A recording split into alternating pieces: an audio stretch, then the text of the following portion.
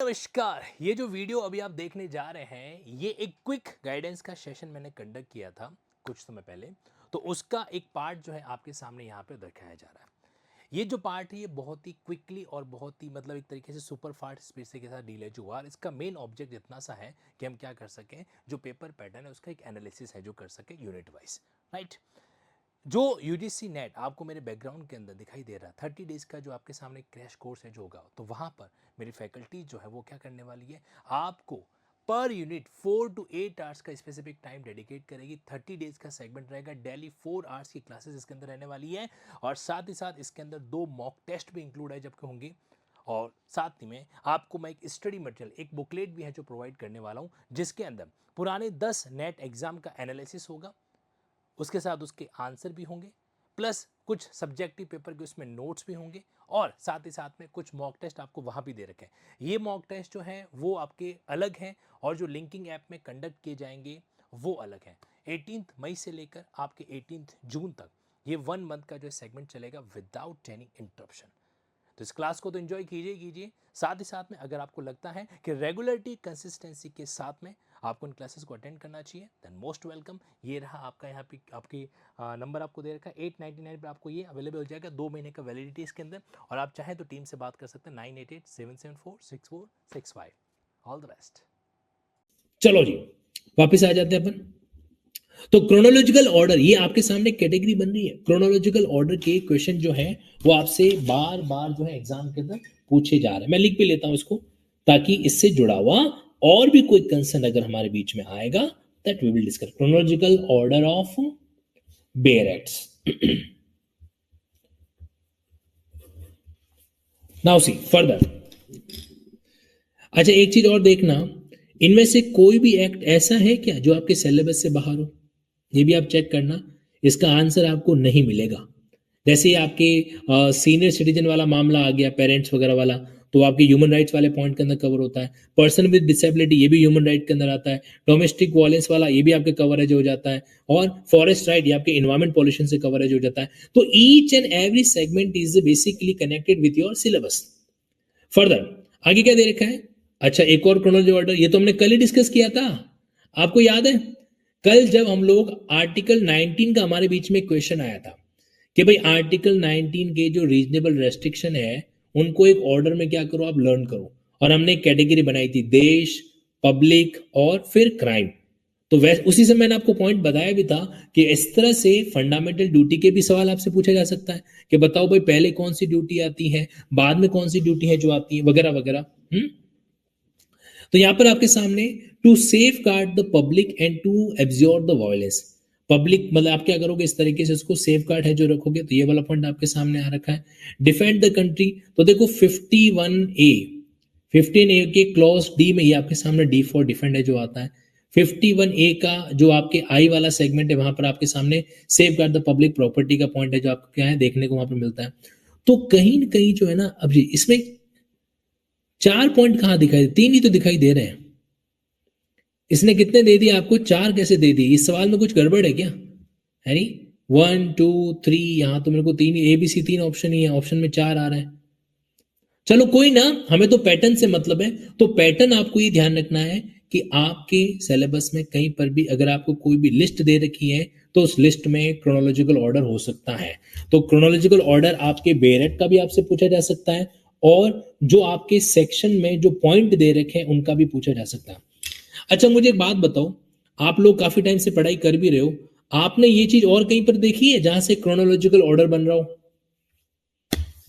जैसे एक आपके सामने आर्टिकल 32 का क्लॉज 2, वहां पे एक ऑर्डर लिस्ट क्रोनोलॉजिकल ऑर्डर बनता है रिट्स का।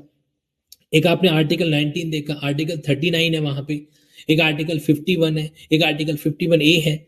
तो जहां कहीं पर भी क्रोनोलॉजिकल ऑर्डर बने, छोड़ने का नहीं। समझ गए? चलो भाई, अब ये आपसे कुछ सवाल जो है वो डायरेक्टली पूछे गए। जैसे अनपेड सेलर सेक्शन 45 से कनेक्ट आपके होता है। माइनर को एडमिट किया जा सकता है, सेक्शन 30 पार्टनरशिप एक्ट से कनेक्ट है जो होता है। ठीक है, और क्या क्या पॉइंट है? रजिस्ट्रेशन ऑफ पार्टनरशिप सेक्शन 69 से कनेक्ट होता है। तो ये चीजें वहां पर आपके सामने क्या रखी sir? Amendment points in chronological order में ऑल्सो भी आ सकता है। अमेंडमेंट पॉइंट्स मतलब मैं समझा नहीं, कौन सी किसकी बात कर रहे हो मिस्टर कुमार, किसकी बात कर रहे हो आप? तो ये तो क्या रखा है, ये सीधा सेक्शन बेस्ड क्वेश्चन है, ये सीधे क्या रखें, सेक्शन बेस्ड। एक्चुअली क्या होता है, अनपेड सेलर जो है वो आपके 45 यहाँ से कनेक्ट हो जाता है, माइनर को एडमिट करना पार्टनरशिप के बेनिफिट के लिए वो आपके यहाँ से कनेक्ट है जो हो जाता है, ठीक है। और साथ साथ रजिस्ट्रेशन वाला पॉइंट यहाँ से कनेक्ट हो जाता है 69 वाले पॉइंट ऑफ व्यू से, और कैविट एम्प्टर पॉइंट सेक्शन 16 से कनेक्ट हो जाता है। जरा क्रॉस चेक करो तो आंसर सही है क्या, या अपन ने कोई गड़बड़ी तो नहीं कर दी? ए का क्या हो गया, ए का हो गया सेकंड, बी का क्या हो गया, बी का हो गया फर्स्ट, सी का क्या हो गया, सी का थर्ड है, और डी का फोर्थ है। तो कहीं पर भी सेकंड वन थर्ड फोर्थ ये क्रम है क्या? अरे अगला पेज कहाँ गया?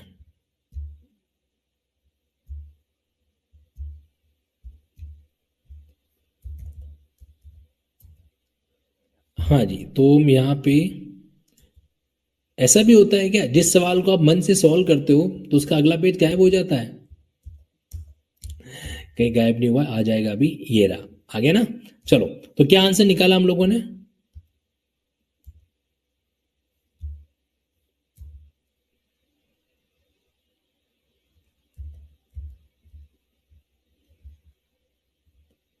ये मेरी स्क्रीन में गायब हो रहा है, आप लोगों को भी नहीं दिख रहा है?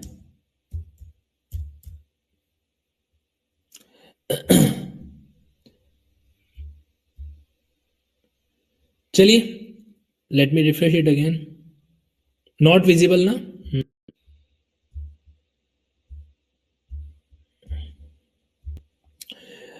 ओके, सो मैं वापस इस फाइल को लेके आ रहा हूं। इस बार फाइल जो है वो चुपचाप अच्छे से वर्क करे, ऐसी प्रार्थना करते हैं अपन। तो खैर चलो कोई बात नहीं, जो भी ऑर्डर आपने इस तरीके से, जैसे सेकंड वन थर्ड फोर्थ, तो सेकंड वन थर्ड फोर्थ क्या कहीं पर है क्या?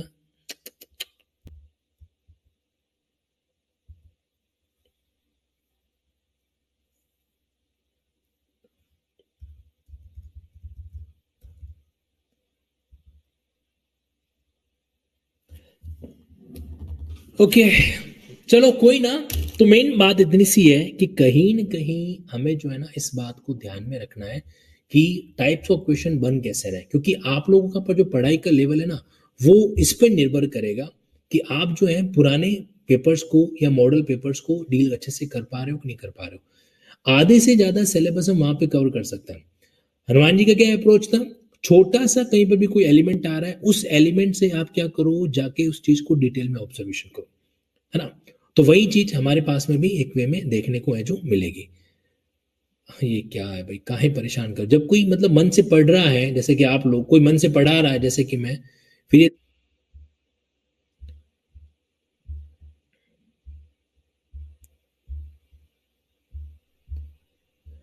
ओके, ये एक आखिरी प्रयास मैं और कर रहा हूं यहाँ पे।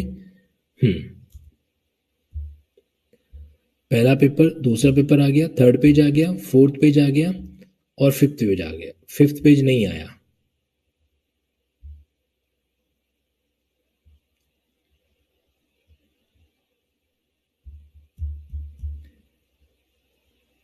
चलिए, समय खराब हो रहा है, मैं वापस दूसरा पेपर डाउनलोड कर लेता हूँ।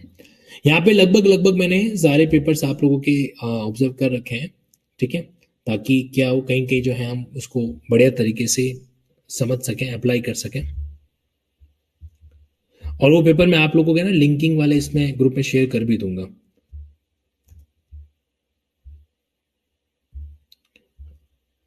ओके, अब देखो ये सही आ रहा है। तो अब यहाँ पे हमारे पास में नेक्स्ट पॉइंट कौन सा है, हाउ मेनी इंडिपेंडेंट जजेस compose the international court of justice. देखो ये जो इंटरनेशनल कोर्ट ऑफ जस्टिस है ना, इसके रिगार्डिंग भी कुछ बातें हैं जो हमें कहीं ऑब्जर्व करनी चाहिए। तो मैं आपको ना सीधा एक जगह पे लेके चलता हूँ। इंटरनेशनल कोर्ट ऑफ जस्टिस के संबंध में कौन कौन से फैक्टर आपसे पूछे जा सकते हैं। अच्छा एक बात बताओ, क्या इन्होंने अभी तक के किसी एग्जाम के अंदर आपसे कोई जीके वीके पूछा है क्या, कि बताओ भाई इन अभी वर्तमान में आपके इंटरनेशनल कोर्ट ऑफ जस्टिस कौन है वगैरह, ऐसा कोई सवाल आता है क्या जीके रिलेटेड? जीके रिलेटेड जो है आपके सामने कोई इस तरह का क्वेश्चन जो है आपको देखने को मिला है क्या? जहां तक मेरी जानकारी नहीं पूछा जाता। मे भी आस्क, नहीं कुमार जी देखो, ये पेपर हम सॉल्व कर रहे हैं ना, तो जहां तक मेरी जानकारी है इसमें नहीं पूछा जाता है। और पेपर 1 के अंदर तो जीके है भी नहीं। पेपर 1 में आप लोगों के लिए अच्छी बात है कि उसमें जीके वीके नहीं है, उसमें सारा का सारा एक बेसिक सेगमेंट आपको दे रखा है। तो यहाँ पे इंडिपेंडेंट जजेस जो है, तो अब कहीं न कहीं आपको ये ध्यान रखना है कि इंटरनेशनल कोर्ट ऑफ जस्टिस का कंपोजिशन, इसको क्या बोलते हैं अपन, कंपोजिशन, कि उसके अंदर कौन कौन है जो शामिल होता है। अब अगर हमने एक बार भी ऑब्जर्व कर रखा है, जैसे मान लो आपसे सुप्रीम कोर्ट के बारे में पूछा जाता, सुप्रीम कोर्ट में टोटल कितने जजेज होते हैं, ये एग्जाम का सवाल हो सकता है, सुप्रीम कोर्ट में टोटल कितने जजेज होते हैं। तो उसी तरीके से ये पॉइंट भी आपके बीच में आ सकता है। तो यहाँ पर 15 आंसर है, आप इसको क्रॉस चेक जरूर करना। यानी कि आईसीजे, वैसे आईसीजे आपके कौन से यूनिट का पार्ट है जो बन रहा है, इंटरनेशनल लॉ का पार्ट बन रहा है। आपके यूनिट नंबर है यहाँ पर आपके बीच में, environment, human, commercial, law of tort, law of crime, हाँ यूनिट नंबर 3 का ये सवाल जो आपसे पूछा गया है वो किससे पूछा गया है, यूनिट नंबर 3 से। तो अब आप एक मान के चले, मैं आपको कुछ एक बात बता रहा हूं जिसको आपको थोड़ा ऑब्जर्व करना है। यूनिट नंबर 2 को कैसे तैयार करें, यूनिट नंबर 2 को कैसे तैयार करें। तो यूनिट नंबर के अंदर आप है ना, आप क्या करो, एक इंटरनेशनल ऑर्गेनाइजेशन की एक लिस्ट बना दो जो आपके सिलेबस में मेंशन कर रखी है, सिलेबस के अंदर। जैसे उदाहरण के लिए यहां पर आपके पास में एक तो आपके कौन सा आ रहा है, United Nation, UNO, United Nation Organization, UNO, ठीक है। इसके अलावा डब्ल्यूटीओ, वर्ल्ड ट्रेड ऑर्गेनाइजेशन। इसके अलावा आपके सामने यहाँ पे आईसीजे, आईसीजे कहीं पर भी नहीं दे रखा है क्या, United nation and it's organ वगैरह, सेटलमेंट ऑफ इंटरनेशनल डिस्प्यूट वगैरह, डब्ल्यूटीओ, और इंटरनेशनल ह्यूमैनिटेरियन लॉ के संबंध में क्या क्या बातें आ रही हैं, इंप्लीमेंटेशन ऑफ आईएच लॉ। एक काम करूं क्या मैं आप लोगों, मेरे मन में एक खुरापाती आ रही है, लेट्स डू इट, इसको हटाओ।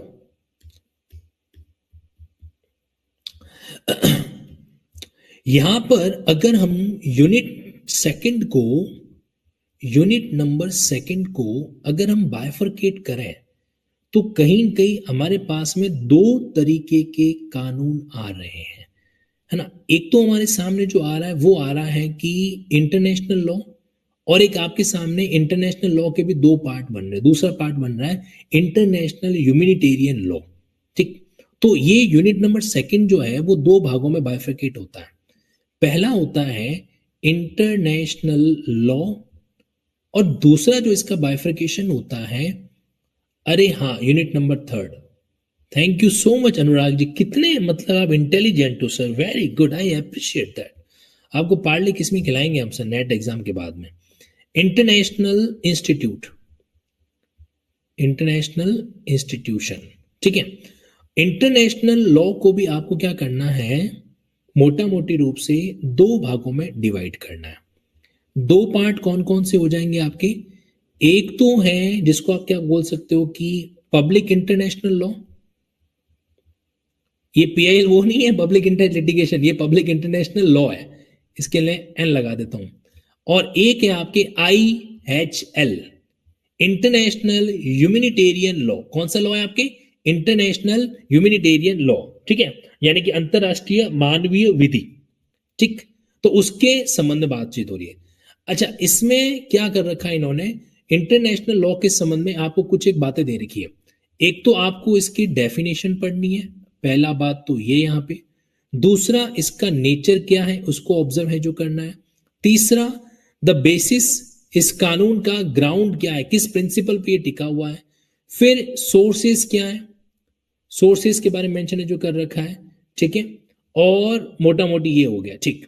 उसके बाद में आपके सामने जो ये इंटरनेशनल ह्यूमैनिटेरियन लॉ आ रहा है, तो इसके रिगार्डिंग इन्होंने आपको 2 बातें पूछी है कि कोई कन्वेंशन अगर हो रखी है तो आपको उसकी जानकारी होनी चाहिए, या इससे संबंधित जो कन्वेंशन या प्रोटोकॉल्स वगैरह है वो, और इसका इम्प्लीमेंटेशन कैसे होता है। ये तो बात इन्होंने किसके संबंध में कही, ये तो इन 2 के कैटेगराइजेशन के लिए कही। इसके अलावा भी इन्होंने क्या कर रखा है, कुछ बातें आपको समझा रखी हैं। जैसे उदाहरण के लिए इंटरनेशनल इंस्टीट्यूट के अंदर आपके यूएनओ का जिक्र कर रखा है, उसके बाद में डब्ल्यूटीओ का जिक्र कर रखा है, उसके बाद में आपके सामने, और ये इंटरनेशनल कोर्ट ऑफ जस्टिस जो है वो आपके यूएनओ के अंदर में तो पार्ट में तो नहीं आ रहा है, क्योंकि इंटरनेशनल कोर्ट ऑफ जस्टिस इसके आपके यूनिट 3 के अलावा और तो कहीं पर है नहीं। अच्छा, इनका ना ये इंटरनेशनल लॉ का जो रिकॉग्निशन है वो भी आपको यहाँ पे ऑब्जर्व है जो करना पड़ेगा। ठीक है, recognition of state and government so and so वगैरह वगैरह, ये भी आपके एक तरीके से इसका ही पार्ट है। एक्सट्रेडिशन, असाइलम वगैरह, चलो ठीक है। इंटरनेशनल डिस्प्यूट को सॉर्ट आउट करना, ये भी आपके इंटरनेशनल डिस्प्यूट को किस तरीके से सॉर्ट आउट किया जाता है वो भी आप इंटरनेशनल लॉ के जरिए देखोगे। यानी कि सबसे इंपॉर्टेंट देखा जाए ना तो आपका ये वाला सेगमेंट है। अगर आप थोड़ा बहुत रिस्क अगर कहीं पे लेना चाहते हो, अगर आप थोड़ा बहुत कहीं पे रिस्क लेना चाहते हो तो वो आप क्या कर सकते हो, इसमें डील एजो कर सकते हो। कहाँ पे, ये पोर्शन, मतलब हमें यहाँ पे थोड़ा दिमाग ज्यादा लगाना है। ठीक है, और समवेयर, हाँ एग्जैक्टली ये पॉइंट आपके यहां से कनेक्ट होता है, बिल्कुल आप सही कह रहे हो।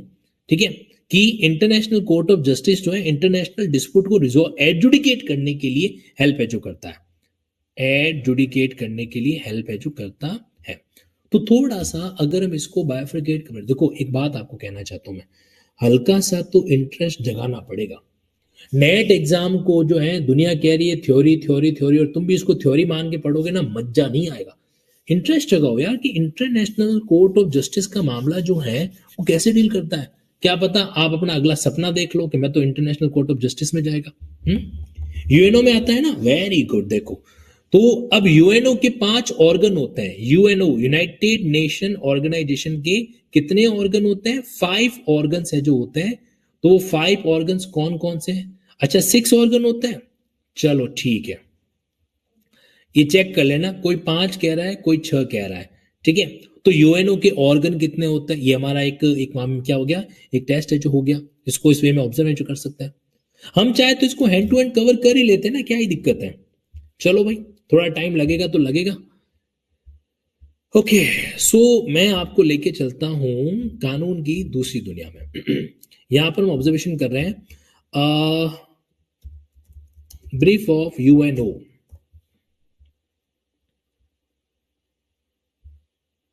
देखो जी, ये रहा यूनाइटेड नेशंस के संबंध में। यूनाइटेड नेशन जो है ये एक ऐसा ऑर्गेनाइजेशन है जो 1945 में, पहला सवाल कब बना था ये, सेकेंड वर्ल्ड वॉर के खत्म होते ही। लिंकिंग कर लो यहां पर भी, after the second world war by 51 country. Initially कितने मेंबर्स थे, 51 कंट्रीज थे इसके अंदर। ठीक है, ये इसकी हिस्ट्री है कि सेकेंड वर्ल्ड वॉर के बाद में जो यूनाइटेड किंगडम, चाइना वगैरह इन सब के जो लीडर्स थे ना, उन सब ने मिलकर एक तरह का प्रस्ताव दिया कि भाई ऐसी चीज वापस नौबत है जो नहीं आनी चाहिए। दैट्स वाई यूनाइटेड नेशन का पर्पस जो है वो क्या था कि पूरे वर्ल्ड में पीस बना के रखना। ये सवाल आ सकता है कि क्या पर्पस था इसका, पूरे विश्व में शांति बना के रखना, दो अलग अलग राष्ट्रों के बीच में फ्रेंडली रिलेशन रखना। आपको दिखाई दे रहा है ना, ठीक है। To help the nation work together improve the life of poor people, जो इस तरीके से पुअर्टी है, जो भूख है, डिजास्टर है, इलिटरेसी, इसको खत्म करना। स्ट्रक्चर किस तरीके से है जरा देखो, the charter establish 6 principal organ. कितने हैं, ये आंसर हो गया हमारा। कितने ऑर्गन है यूनाइटेड नेशन ऑर्गेनाइजेशन के अंदर, 6 ऑर्गन है। 6 ऑर्गन कौन कौन से, जरा चेकआउट करो। पहला है जनरल असेंबली, ये सवाल आएगा, मैं बता रहा हूं। यूएन के कितने ऑर्गन है, तो पहला है जनरल असेंबली, दूसरा है सिक्योरिटी काउंसिल, तीसरा है इकोनॉमिक एंड सोशल काउंसिल, चौथा है ट्रस्टशिप काउंसिल, फिर पांचवा आ गया इंटरनेशनल कोर्ट ऑफ जस्टिस, और लास्ट में क्या आ गया, सेक्रेटरीट। तो ये बात हमारी को क्लियर हो गई ना। आपको पता है जब कभी भी हम किसी चीज को अगर तुरंत देख लेते हैं ना, तो उसका डाउट वहीं पे क्या हो जाता है, शॉर्ट आउट है जो हो जाता है। ये क्या हो गया, अच्छा ये कह रहा है oops sorry PDF not found, कोई बात नहीं। अब देखो इन्होंने इसको डिफाइन भी कर रखा है, जनरल असेंबली क्या क्या होती है। तो general assembly is main deliberate organ of United nation compose of representative all member state. तो यूनाइटेड आपके जनरल असेंबली में कितने मेंबर्स होंगे, तो जितने भी मेंबर स्टेट हैं उनके रिप्रेजेंटेटिव। ठीक है, सिक्योरिटी काउंसिल, इसकी प्राइमरी रिस्पॉन्सिबिलिटी होती है under the UN charter for the maintenance of international peace. तो सिक्योरिटी काउंसिल की ये जिम्मेदारी होती है कि वो क्या करे, इंटरनेशनल पीस को मेंटेन करे। फिर इकोनॉमिक एंड सोशल काउंसिल, इसका काम होता है कोऑर्डिनेट करना, किसको, economic social related work of United nation को। फिर ये आ गया भाई हमारे काम की चीज, इंटरनेशनल कोर्ट ऑफ जस्टिस। सवाल क्या था कि टोटल कितने जजेस होते हैं, यही पूछा था ना उसमें, कितने मेंबर्स होते हैं। तो ये कहां पर है, located at the Hague in the Netherland. Is the principal judicial organ of United Nations. It settled the legal dispute between its states and give advisory opinion to the United Nations. And its specialized agency. Its statute is an integral part of the UN Charter. ठीक है, तो इसके जो कानून होते हैं वो UN charter के इंपॉर्टेंट पार्ट है. बट इसमें इन्होंने कहीं पर भी डिटेल में एक बात नहीं बताई. कौन सी बात? कि सदस्य मेंबर वगैरह का क्या सीन है वहां पे आईसीजे के अंदर. तो हो सकता है कि आप इसको अगर पूरा डिटेल में पढ़ो तो उसके बारे में आपको और भी कई सारी जानकारी है जो मिल सकती है. अगर मैं इसको हिंदी में ट्रांसलेट करूं तो क्या इसका प्रॉपर हिंदी बन पा रहा है यहाँ पे? हाँ जी, वेरी गुड, क्या बात. ये देखो जी, मजा आ गया. अब आप इसको बढ़िया से पढ़ो. एक काम करता हूं, ये मैं शेयर कर दूं आपको, हैंड टू हैंड कर ही देते हैं. तो ये मैंने इसका एक पीडीएफ किया डाउनलोड और ये पीडीएफ मैंने आप लोगों को आपके टेलीग्राम ग्रुप के अंदर कर दिया शेयर. अब एक बार इसको आप लोग भी पढ़ लेना थोड़ा सा टाइम निकाल के. ठीक है, तो हो सकता है कि यूनाइटेड नेशन ऑर्गेनाइजेशन का जो फंडा है वो हैंड टू हैंड क्या हो जाए, वहीं पर हमारे बीच में फिनिश है जो हो जाए. कर सकते हो? बहुत बढ़िया. ठीक है, तो ये एक पार्ट रहा.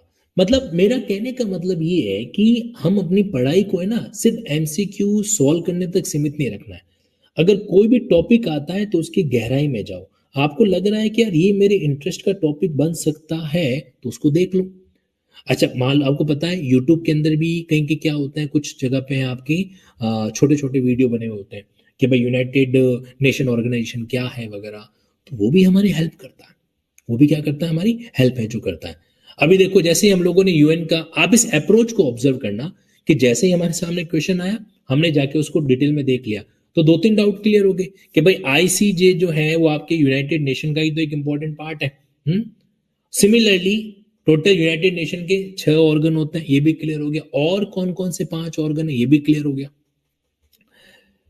तो इस तरीके से हमें क्या करना चाहिए, थोड़ा सा अप्रोच को फॉलो करना चाहिए. इससे क्या होता है, मतलब बहुत अच्छे लेवल पे हमारी प्रिपरेशन है जो हो सकती है. ठीक है जी. तो आप लोग क्या करेंगे, आप लोग भी इसी तरीके से इन चीजों को डील करना शुरू है जो कर देंगे. और मेरी कोशिश ये रहेगी कि इस नेट एग्जाम का पूरा जो है ना, मैं एक पीडीएफ बना के आपके अपलोड कर देता हूं लिंकिंग ऐप के अंदर. ठीक. फिर ये देखो सवाल, limited liability partnership rules of third amendment जो है कब आया था. Marriage of Hindu man with biological sister of his adopted sister.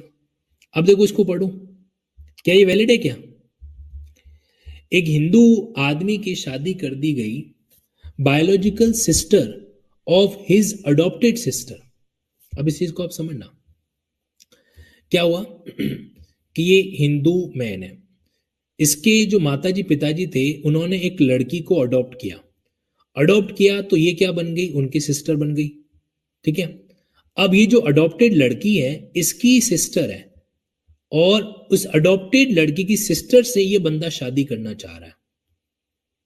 बताइए क्या वैलिड है?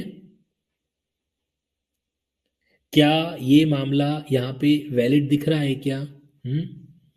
देखो, इनमें आप ना तो कोई सपिंड, हमें से क्या करना है, हमें ये चेक करना है कि इसमें कोई सपिंड रिलेशन है क्या, नहीं है, दिखाई दे रहा है. तो हमें क्या करना चाहिए, हमें हिंदू लॉ के अकॉर्डिंगली इस चीजों को ऑब्जर्व है जो करना चाहिए. चलो जी, तो ये इस तरह के पॉइंट है जो दे रखे हैं जिनको हम क्या कर सकते. देखो ये आपका एक इंपॉर्टेंट पॉइंट है, इन्वायरमेंट इंपैक्ट असेसमेंट. मैं तो कहता हूं अभी क्लास खत्म होती है ना, एक बार इस टॉपिक को देख ही लो कि भाई है क्या ये इन्वायरमेंट इंपैक्ट असेसमेंट जो है एंड इन्वायरमेंट क्लियरेंस चीज क्या है. तो आप लोग क्या करो, सॉल्व करते हुए चलो एमसीक्यू को और अकॉर्डिंगली उसको थोड़ा फॉलो करते हुए चलो. अच्छा, आज मैं आपको एक चैलेंज दूं, उसको एक्सेप्ट करोगे क्या? मैं ये कह रहा हूं कि आज आप ज्यादा नहीं, ये जो आपका जून 2024 का पेपर है इसके फर्स्ट 50 एमसीक्यू को सॉल्व कर दो, लेकिन सॉल्व मेरे तरीके से. हर सवाल की गहराई में जाओ, हर सवाल की क्या करो, उस वे के अंदर उसकी गहराई में जाओ, उसको देखो कि वहां पे उन्होंने क्या मेंशन कर रखा है क्या नहीं मेंशन कर रखा है. तो कहीं की क्या हो जाएगा, आपके लिए पॉइंट बड़ा रिलेवेंट है जो हो जाएगा. कर सकोगे, कोशिश करना. ठीक है. बाकी अपन कल फिर मुलाकात करेंगे इसी तरीके से और डिस्कशन करने के लिए.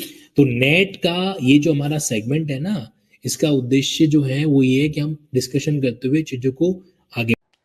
हेलो नमस्कार, मैं उम्मीद करता हूँ कि ये सेशन जो आपने देखा है उस सेशन में आपने कुछ नया है जो सीखा होगा। अगर आप इसी तरह की क्लासेस जो हैं हमारे फैकल्टीज़ के द्वारा गेन करना चाहते हैं देन मोस्ट वेलकम। सिर्फ 899 की नॉमिनल कॉस्ट पे मैं आपके लिए अवेलेबल करवा रहा हूँ 30 डेज डेली 4 आवर्स की डेडिकेटेड और कंसिस्टेंट क्लासेस। किसके लिए? यूजीसी नेट के पेपर नंबर सेकंड के लिए। पेपर सेकंड के साथ साथ पेपर वन का भी आपको यहाँ पे गाइडेंस मिलेगा, लेकिन पेपर सेकंड को स्पेशली फोकस है जो किया जा रहा है। इसके अंदर आपके मॉक टेस्ट भी इंक्लूड है और साथ ही साथ में मैं आपको एक स्टडी मटेरियल का किट भी अवेलेबल कराने वाला हूँ। सिंगल जो है आपका एक बुकलेट इसके अंदर आपको भेजा जाएगा। आप चाहें तो इसको linkinglaws.com की वेबसाइट पे जाके सिंपली अगर इस यूजीसी नेट की बुकलेट को ऑर्डर करना चाहते हैं तो वो भी कर सकते हैं, और नहीं तो आप इस कोर्स के साथ में आपको ये फ्रीली अवेलेबल है जो करवाई जा रही है। तो इंतजार किस बात का, 30 डेज के अंदर अपना पूरा डेडिकेशन दे दीजिए। और आपको जैसे कोई भी वीडियो लाइव होता है ना, लाइव क्लासेस होगी, ध्यान रखना 30 डेज तक, तो उसके साथ साथ इनका रिकॉर्डिंग भी आपको 2 मंथ तक अवेलेबल है जो रहेगा। तो किसी कारण से नेट का एग्जाम 5 दिन 10 दिन 15 दिन ऊपर नीचे हो भी गया ना, तो आपका ये एक्सेस जो है वो आपसे नहीं डिटेक्ट है जो किया जाएगा। Okay, so don't miss it, let enjoy UGC NET at linking app. Thank you.